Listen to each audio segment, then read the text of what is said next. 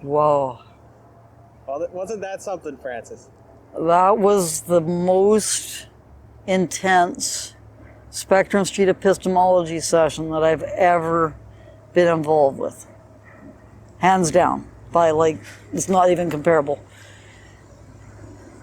So we had a pretty intense day already because we had this big confrontation. Well, first of all, he went to the opening remarks and got told that it was a private function, which I did look at the website. Now, maybe I missed the private function part, but I'm pretty sure that was done after the fact. And so they told us we couldn't go in, which was fine. We just said, oh, okay, sorry, I thought it was public. Then we left and went over to the University of Manitoba Press office. And there's no one there. It was just entered in, and I had my smartphone on, which I was trying to not be obvious about, and because of that, I didn't get great shots, but I got enough to give an indication of that's unbelievable what happened, which we ran into the director, and he was a deer in the headlights. He was not expecting us at all, and we accosted him about him calling me a residential school denier, and said that was very damaging for me to be called that, and did they have any explanation? And he just stonewalled him. Then he found out we were recording and then asked us to leave. I'm looking for David Larsen or Sarah Enns. I'm David Larsen. Anyway, as you know, I'm here and I'm quite aware of the University of Manitoba's comments on social media about me being here, saying that I'm a residential school denier. I just wondered what why the University of Manitoba Press is saying that.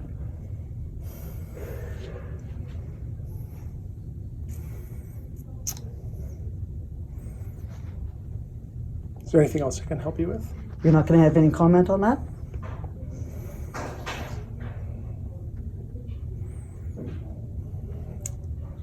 Because that's very damaging to my reputation to say that. And it's actually used to intimidate people, to stop them from asking questions about the residential schools.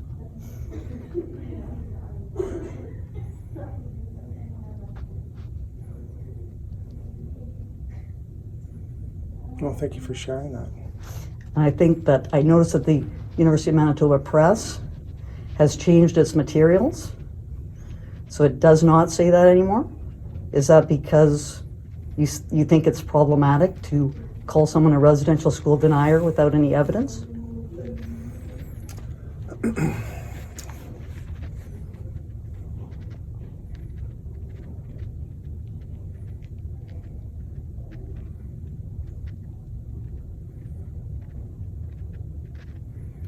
Are you aware of what's happening with the Kamloops case?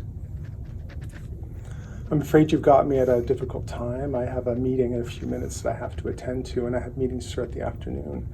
I don't know if you wanted to, I don't even know if I'd open the offer to have you make an appointment to come back at some other time, but this isn't. Okay, but do you think that that's appropriate to say those things on social media about me? Are you aware of my work on the Kamloops Senior Residential School? I think it's highly irresponsible for the University of Manitoba Press to be making these claims and to make me a target of various activists. Thank you. Appreciate that. Okay. Yep. Anyway, we'll be around Yep. For the rest of the day. If you're going to be back later on this afternoon, you can clarify the University of Manitoba Press's position.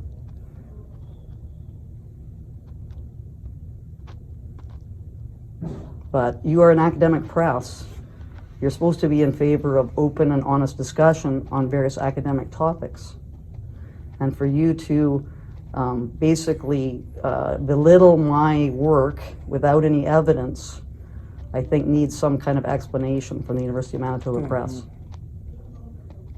Thank you. Are we being recorded Yes, we are.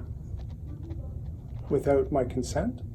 Well, this is a public area and we've just come in here. This is a public area? Well, it's just completely open. We just walked in here. You came in sorry, I won't engage in whether you came in uninvited and whether this is open public area or not. but I will ask you to leave to accommodate my work needs. Okay, we're leaving. Thank you very much. And then we came back and we got ourselves together to go to the Spectrum Street Epistemology, and we saw protesters there already before we even arrived. And they were Indigenous people in their regalia, and we sort of engaged them a little bit in conversation. And they were quite hostile with the usual, you know, I've gone to a residential school, my mother went, and so on. It's like, well, that's not really on the point we're trying to discuss. And they kind of hung back a bit, and then and then more protesters arrived, and then the drums came out, and as I tried to start the event near the sacred fire, quote unquote sacred fire, which of course is not sacred, it's the fire of truth seeking, as I'm calling it now. And they allowed me to lay out my mats there, which I was kind of surprised about. And then as I was doing this, had this people banging these drums in my ear, and I had this, fortunately I had my sound system, because I was able to blare over them and have some sound, and got a guy to participate a little bit, got drumming and everything like that, got other people to participate who were all on the, you know, they strongly agreed it was a hoax kind of side. Did some fancy maneuvering to keep things going. Then they kind of got tired of their drumming and they left. And then at the end, an Aboriginal guy came and said he wanted to participate. It was the most fantastic.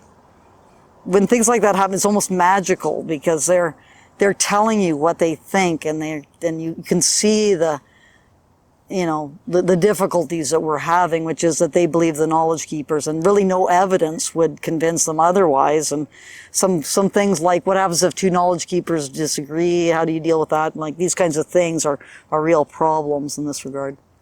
Yes, I believe that the knowledge keepers don't lie. The knowledge keepers are one of the strongest people within the Indigenous community. They carry knowledge from past ancestors going way back to residential school. Okay. Is it possible for a knowledge keeper to misremember things? No. Never? Never.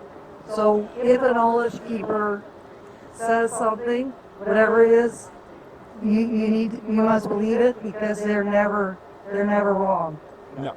I believe that the knowledge keepers are there for a reason, and that's why the Creator gave them those gifts. And I do believe they're in the right spot to say what they believe. And with the lost 250 at the residential school kids in Kamloops. Okay. What happens if you have knowledge keepers who are in disagreement about, let's say you had one knowledge keeper who said that they believe that there are 215 children buried there, and another knowledge keeper said, no, I don't believe that's the case. What would happen then?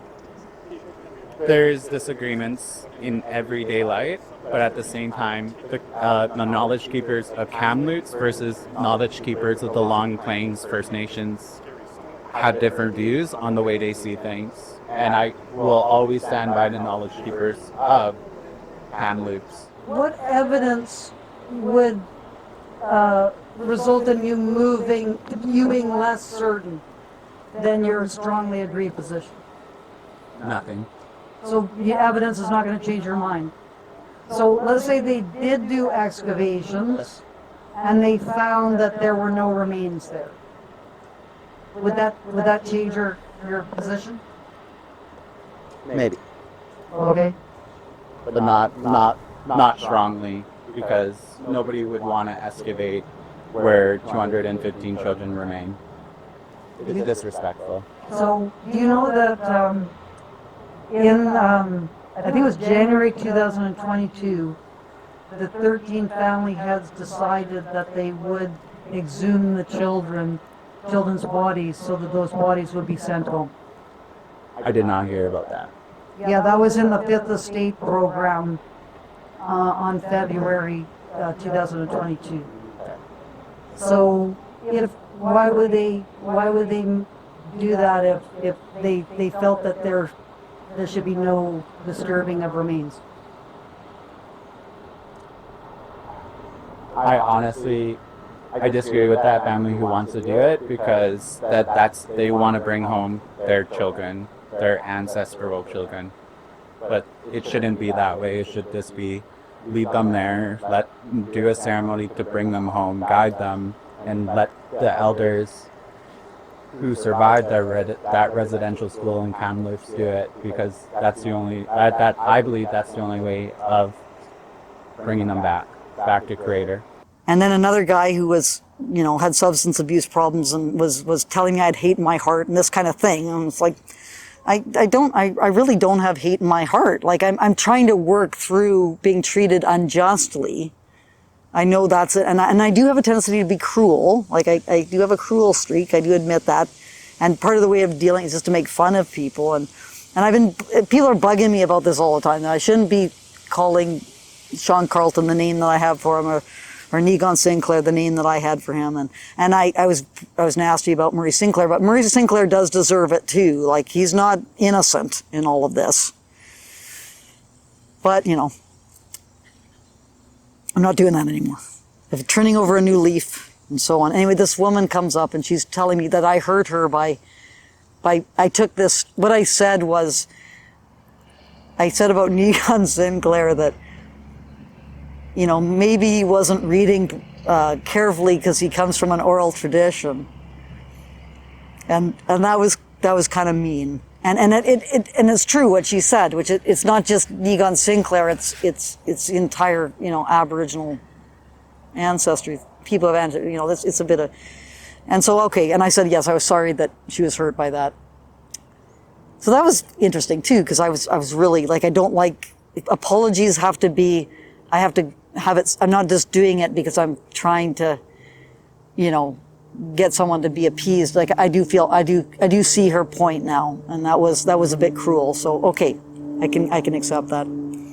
So that was good too. Did you see some of the media there? And then I had an interview with APTN. Well, Todd that was there. So Todd was helping with the videotaping. He got a lot of footage, so that was great. And then APTN, I got an interview. So that's the first time I've ever been interviewed on APTN. So that is something too. I spent a long time castigating the University of Manitoba and the National Center for Truth and Reconciliation, which, they are not functioning properly. So that was good. They're going to be shamed. They're going to be seriously shamed. University's full of shame. The security were nervous, but I thought they acted really well. They let things go. There was one moment where a woman got hit with a drum thing because she got too close to the drumming. And that was a bit on the edge, but still people backed off. They didn't continue. So it was just at that moment where things can get out of control, but they don't. Mm-hmm. And that had a lot to do with the way people comported themselves, No, exactly. No. So Frances, do you, as they may say here at University of Manitoba, do you feel like a bison? I'm a bison who's breaking away from the herd and saying, stop stampeding over the cliff.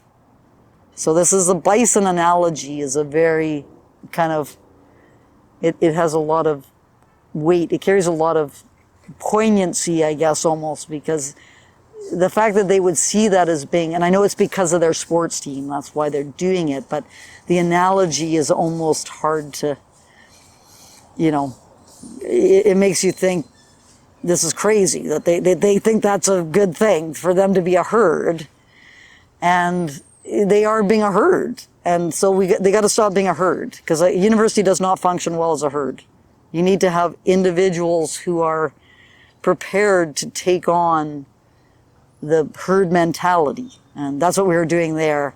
And I think we did an incredible, Daniel and I, we did incredible things because we broke it a bit. We broke things up a bit. And it was just on the edge. That was kind of the most interesting thing, is it could have become violent. It was always kind of theatrical.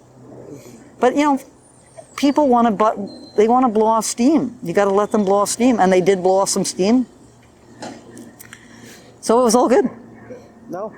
So, other than that, any last words? University of Manitoba, you are in the Hall of Shame now, but you can get out of the Hall of Shame. And how you get out of the Hall of Shame is you invite me back to give those 2 talks without charging the $2,000 to $5,000 security fee. That's how you get out of the Hall of Shame.